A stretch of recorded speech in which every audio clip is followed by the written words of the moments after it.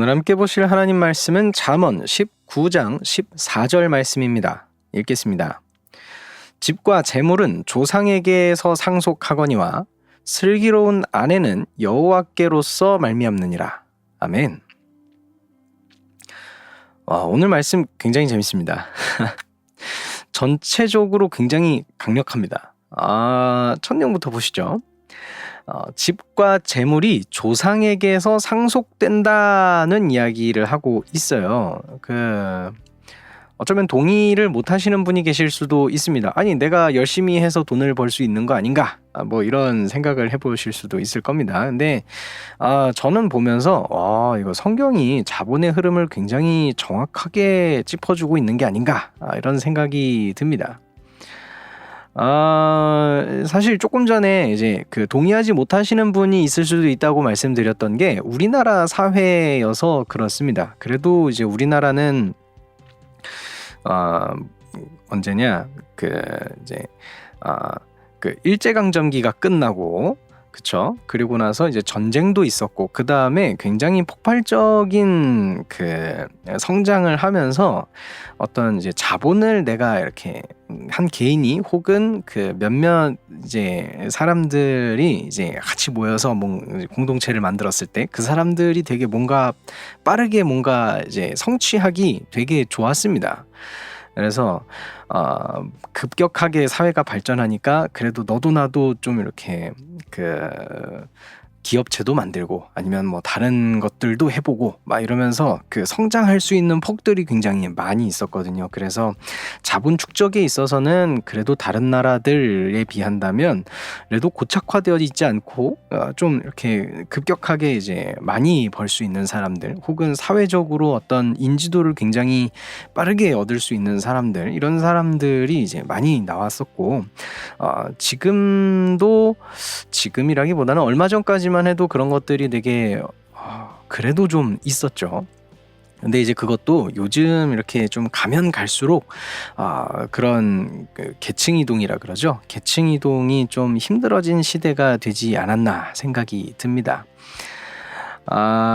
이렇게 한 사회에서 계층이 고착화되면 될수록 살아가는 모습도 거의 변동이 없게 됩니다. 이거는요, 이 사람이 얼마나 공부를 잘하는지 혹은 이 사람이 얼마나 뛰어난지와는 많이 상관이 없게 돼요. 진짜 어마어마한 사람이 나타나가지고 희대의 천재 이런 사람들이 나타나가지고 한번 뒤집어 엎을 수도 있기는 하지만 굉장히 어려워지죠.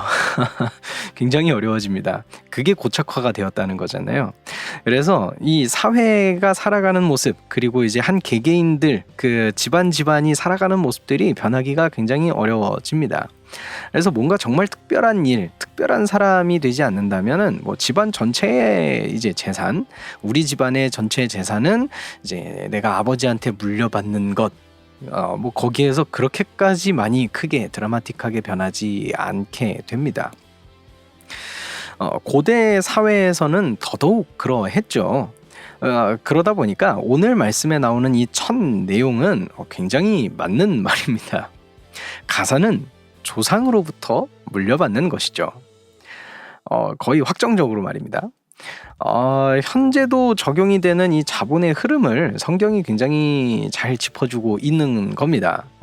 그것도 굉장히 흥미로운 말씀인데 그 다음 말씀까지 보면 더더욱 재미있습니다. 그 다음 말씀이 뭐라고 나왔죠? 슬기로운 아내는 여호와께로서 말미암느니라. 아직 미혼인 저는 하나님께서 아직 만나지 못하게 하시나 봅니다. 농담이고요. 슬기로운 아내에 관한 말씀이죠. 여기에서 중요한 거는 아내보다는 슬기로운입니다. 여튼 그런 아내, 슬기로운 아내는 하나님이 주셔야 한다는 내용입니다. 근데 이제 아내라고 했지만 여기에서는 나와 가장 가까운 인간관계를 가진 사람을 이제 여기에서 의미한다고 보시면 좋을 것 같고, 그래서 오늘 이 해석에서는 단순히 내 아내, 내 가족, 뿐만이 아니라 좀 더 일반적으로 내가 만나는 사람들, 나와 함께 하는 사람들로 좀 더 풀어서 이야기를 해보려고 합니다. 그래서 오늘 말씀의 이 이야기들, 첫째 내용과 두 번째 내용을 조합해서 좀 풀어서 설명을 해보자면 이런 내용의 이야기가 될 것입니다. 야, 너가 가진 그 재산은 말이야, 너가 태어난 집안 때문에 얼추 정해질 수 있어. 그래, 정해지겠지. 그런데 너가 만나는 사람은 그렇지 않아. 너가 좋은 집안에 있다고 해서 좋은 사람을 만나는 게 확정적인 게 아니고, 너가 사회적으로 낮은 지위에 있는 어떤 집안에 있다고 해서 나쁜 사람을 만나는 게 아니야. 특히 가장 가까운 너의 아내는 더더욱 그러할 거야. 그것은 사람이 어떻게 만들 수 있거나 환경을 조성해서 그렇게 유도하거나 할 수 있는 게 아니고 하나님이 하셔야 돼. 물론 유도는 할 수 있겠지만 요건 좀 첨언이고요. 하나님이 하셔야 돼. 그 사람은 하나님께서 만나게 해주셔야 되는 거야 라는 이야기로 이렇게 풀어서 얘기를 해볼 수 있습니다. 우리는 살아가면서 수많은 사람을 보고 그 사람을 판단하게 될 때 그 겉으로 보이는 무언가로 그 사람을 판단하려고 합니다. 뭐 집안이 될 수도 있고 어떤 이제 꾸미고 있는 어떤 것일 수도 있고 혹은 어떤 행동과 말이 될 수도 있죠. 그리고 그걸 통해서 분석을 정말 잘하는 사람들은 내 예상과 굉장히 비슷하게 이 사람이 그렇구나를 맞출 수도 있어요. 하지만 그럼에도 불구하고 그 사람의 진짜 성품과 그 사람의 진짜 마음속은 사실 그 누구도 알지 못합니다. 때때로 그것을 오히려 저 사람이 이용해서 꾸며낼 수도 있죠. 그 사람의 가문이 그것을 말해주지도 않고 그 사람의 행동이 그것을 결정해주지도 않습니다. 심지어는요, 이 사람이 나한테 하는 거 말고 주변의 어떤 평가를 듣는다고 하더라도 조금은 더 객관적일 것 같잖아요. 그 주변의 평가를 듣는다고 하더라도 그 사람과는 좀 다를 수도 있습니다. 내가 어떤 사람과 내 인생길을 함께 한다고 이제 함께 가기로 이제 선택을 한다고 했을 때, 뭐 그게 오늘 말씀의 내용처럼 아내가 될 수도 있을 거고 친구가 될 수도 있을 거고 때로는 내가 뽑는 정치인이 될 수도 있을 겁니다.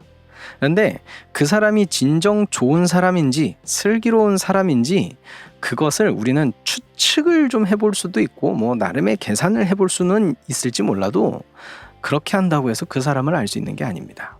확신할 수 없습니다. 이 사람이 정말로 슬기로운 사람일지, 정말로 나와 함께 길을 갔을 때 함께 시너지를 낼 수 있는 사람인지, 슬기로움으로 나를 도와줄 수 있는 사람인지 확신할 수 없습니다. 그것은 하나님의 영역입니다. 하고 싶은 말이 참 많지만 줄이겠습니다.